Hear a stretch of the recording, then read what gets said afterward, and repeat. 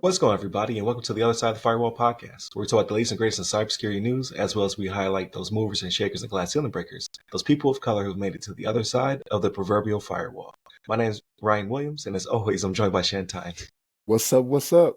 What's going on? I started losing my voice in the middle of that. Welcome to the episode, everybody. Definitely continue to check us out. So Monday and Tuesday, our topics. Wednesday, discussion.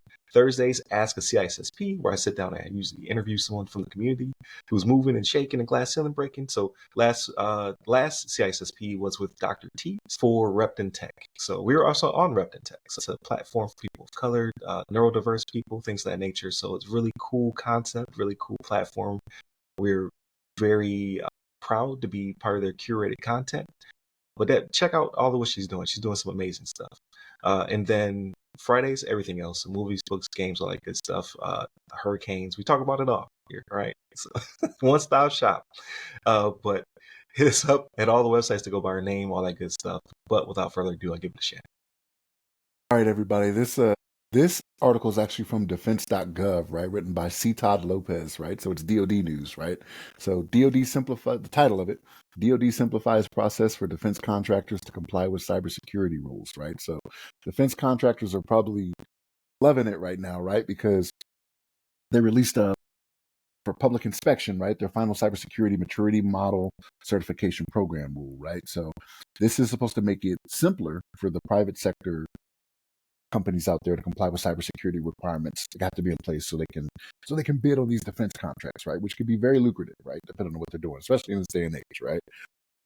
So the cybersecurity maturity model certification program, right? Ooh, that's a mouthful. CMMC says that the private sector companies doing work for the Department of Defense as part of the defense industrial base demonstrate that their computer networks and cybersecurity practices are up to the task of defending against intrusions by adversaries who may want access to information about government contracts and weapon systems development. All right, so we've seen this before, right?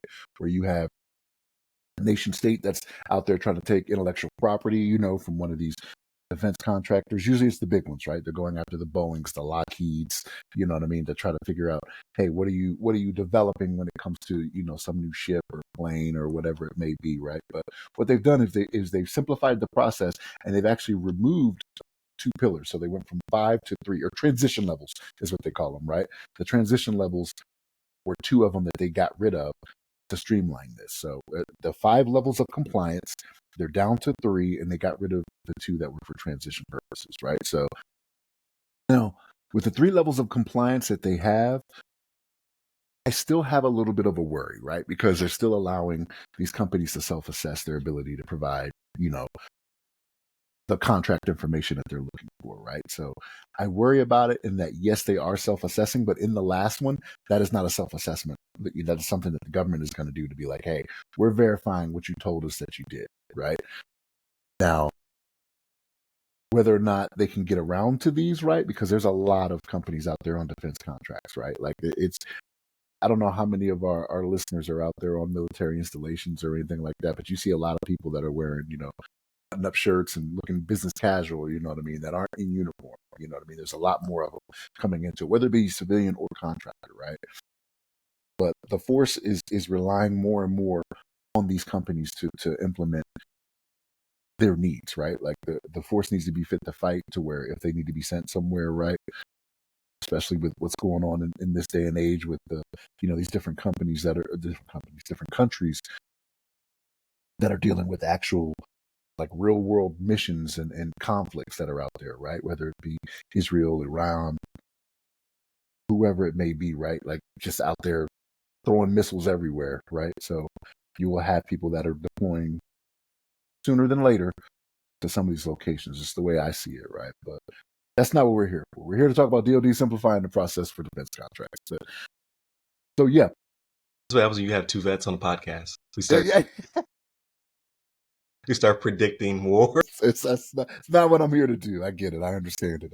That's conversation for another time. Not on this podcast. You know what I mean?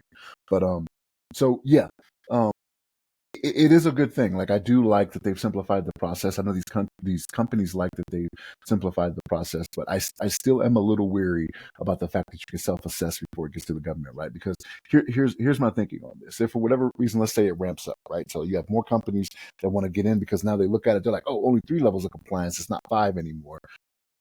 You're going to run it. You run the possibility to run into a situation where you have more companies that try to onboard and get onto these contracts, and the defense industrial based cybersecurity assessment center may not have the bandwidth to evaluate all of these, right? So it may come down to a situation where it's like they may not look as hard as they need to for the information that they got, right? They just may, be like, okay, we trust it as that's good, right? Because there are ways to fake things, right? Like, I'm not saying these companies are out here doing it, but you can fake scans, you can fake, stigs, things of that nature to be like, that doesn't look right, right? If you look hard enough, right?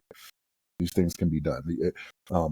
They may not provide as much information as you may want, right? Like, you're looking at something and you're like, hey, I don't understand this. And then you reach back out to them, you may not get the information, and you're like, all right, we're not waiting all this time. Let's just go ahead and approve it or whatever. But I know these companies are loving this, and honestly, I kind of do as well, right? Like, I like that you can get more companies in here because that's where the knowledge is, right? So, like, when it comes to the military members, I'm not saying they don't know what they're doing, but they have other things they're doing that are not specific to supporting whatever is needed that these contracts can fulfill, right? Like, when you bring in contractors, they're like, this is all you do. You're not out there doing PT.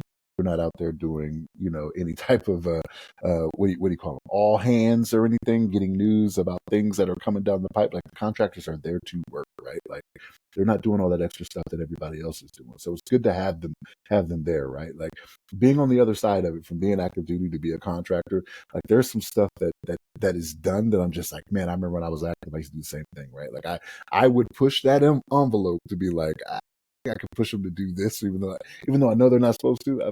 I've read the contract. I know it's not in there, but let's see what they'll do, right? You know what I mean? So, yeah, it's good for companies. I get it. It's good for the economy, good for job opportunities, right? Like, so it gets the government, it gets the DoD the assistance that it needs, and it doesn't have to concentrate so much on trying to balance so much time when it comes to the military members, right? Because to do the job and to do all that extra stuff, sometimes it can be like, there are times where you're at work longer than you want to be, right? You got families you want to see and things of that nature, and it takes its toll, right? So let the contractors do it. That's what we're here for, right? Just put it out there. That's what we're here for. So, Brian, what's your thoughts on this? So a lot, right? Because I was hoping Chris would be here because he is our CMMC guru on the team, right? But unfortunately, he was unable to make it.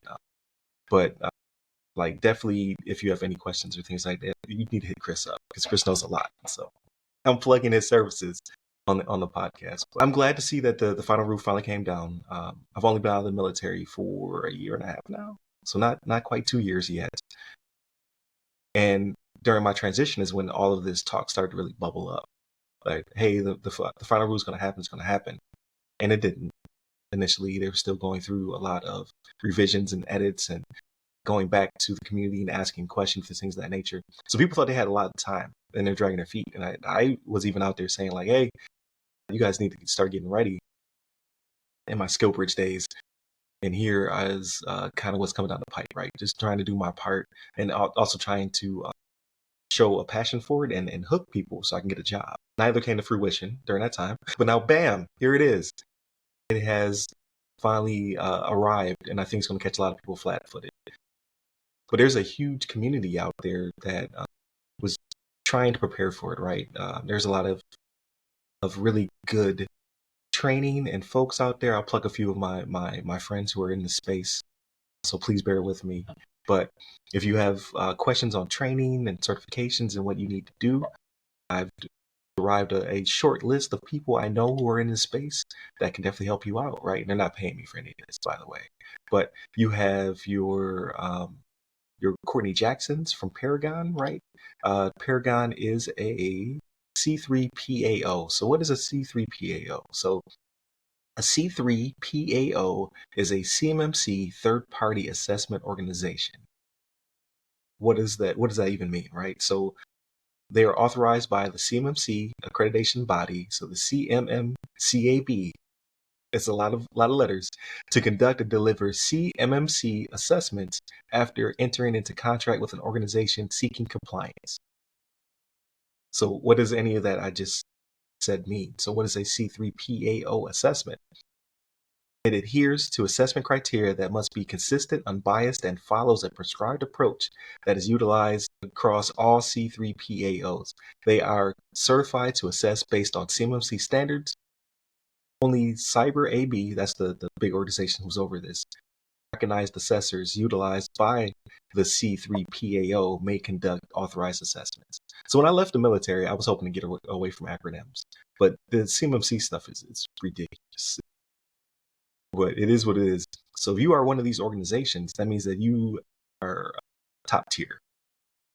To have made it through, to have jumped through this hoop, you are doing your thing. I'm sure there's going to be more in the near future now that the rule has been finalized, right? Like that vacuum was going to bring in a lot of companies looking to fill those gaps and to fulfill those roles. But I tell you, on my short list of people you should hit up. So you should hit up the GRC Academy with Jacob Hill. He has amazing training. He's who initially got me into looking at CMMC because he had a beta for his training. I jumped on it, I took it, and I learned a lot. And I was coming from the military, right? So I had a lot of information from that side of the house, but I learned a lot in taking his training about how CUI needs to be protected and things of that nature. Like stuff that we do annual training annually, right? That's the title. And I still learned a lot through going through his training. You also have Aspire Cyber. So that's with Derrich Phillips, right? He's a military veteran, Army vet to be exact. He does a lot within this space when it comes to assessments and things of that nature. And he actually has a program called CMMC Proof. So it's designed to meet or exceed the security requirements set forth in the NIST SP 800-171. Definitely check him out. So that's at aspirecyber.com. Like I said, GRC Academy, that is at grcacademy.io. And then, like I said, you have Paragon. Paragon Cyber Solutions is a CMMC C3PAO. So there you go. So if you need one, you got one. It's a really good company. They're based out of Tampa.